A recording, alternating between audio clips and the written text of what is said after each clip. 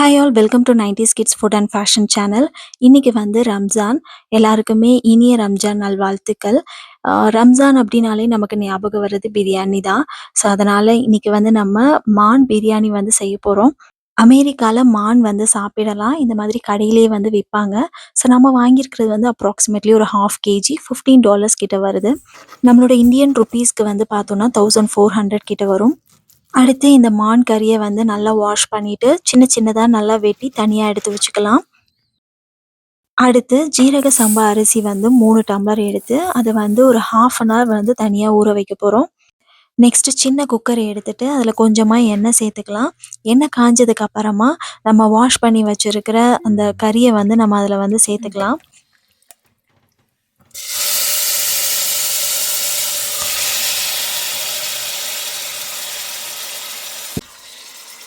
எண்ணெயில வந்து இந்த கறிய கொஞ்சம் நல்லா வதக்கி விடலாம்.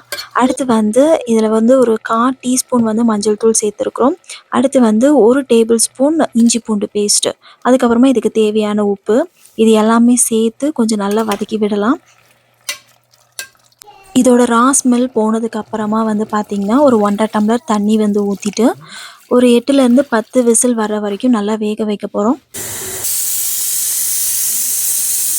அடுத்து ஒரு எம்ப்டி பேன் எடுத்துட்டு, அதில வந்து கொஞ்சமா நெய், அதுக்கப்புறமா தேங்காய் எண்ணெய் 2மே சேர்த்துக்கலாம். எண்ணெய் காஞ்சதுக்கப்புறமா பட்டை, கிராம்பு, ஏலக்காய், பிரியாணி இலை எல்லாமே சேர்த்துக்கலாம்.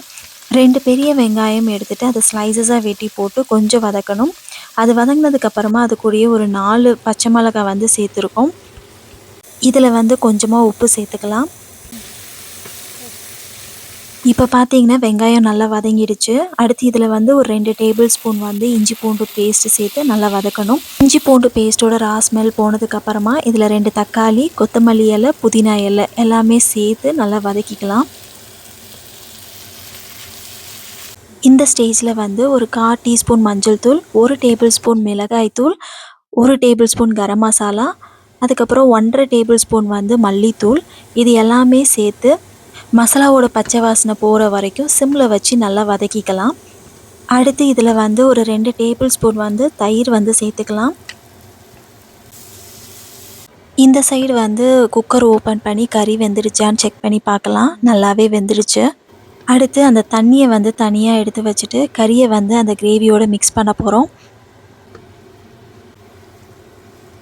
ஃபர்ஸ்ட் இதில் வந்து கறி வேக வச்ச தண்ணி சேர்த்துக்கலாம். ரிமைனிங் வந்து நார்மல் வாட்டர் ஆட் பண்ணிக்கலாம். நான் வந்து 1 டம்ளர் அரிசிக்கு வந்து 2 டம்ளர் தண்ணிங்கிற மாதிரி கனெக்ட் பண்ணி சேர்த்துருக்கேன். இது கூட வந்து ஒரு ½ லெமன் வந்து புழிஞ்சு சேர்த்துக்கலாம். தண்ணி நல்லா கொதிச்சதுக்கு அப்புறமா நம்ம ஊற வச்சிருந்த அரிசியை வந்து இதில் சேர்த்து நல்லா வேக வைக்க போகிறோம். அரிசி போட்டதுக்கு அப்புறமா இந்த டைமில் உப்பு காரம்லாம் கரெக்டாக இருக்கான்னு பார்த்துட்டு, சப்போஸ் இல்லைன்னா நம்ம கொஞ்சம் ஆட் பண்ணிக்கலாம். இந்த ஸ்டேஜில் வந்து பார்த்திங்கன்னா தண்ணி எல்லாமே வற்றிடுச்சு. இப்போ ஸ்டவ் ஆஃப் பண்ணிவிட்டு அப்படியே ஒரு 15 to 20 மினிட்ஸ் வந்து க்ளோஸ் பண்ணி வச்சுட்டு போகிறோம். இந்த சூட்லேயே வந்து பார்த்திங்கன்னா பிரியாணி ரெடி ஆகிடும். அவ்வளோதான், மான் பிரியாணி வந்து ரெடி ஆகிடுச்சு. நீங்களும் வீட்டில் வந்து ட்ரை பண்ணி பாருங்கள். உங்கள் எல்லாத்துக்குமே இந்த வீடியோ பிடிச்சிருக்கும்னு நினைக்கிறேன். பிடிச்சிருந்ததுன்னா லைக் பண்ணுங்கள், ஷேர் பண்ணுங்கள், கமெண்ட் பண்ணுங்கள். மறக்காமல் சப்ஸ்கிரைப் பண்ணுங்கள். தேங்க்யூ ஸோ மச் ஃபார் வாட்சிங். நெக்ஸ்ட் வீடியோவில் பார்க்கலாம். பாய்.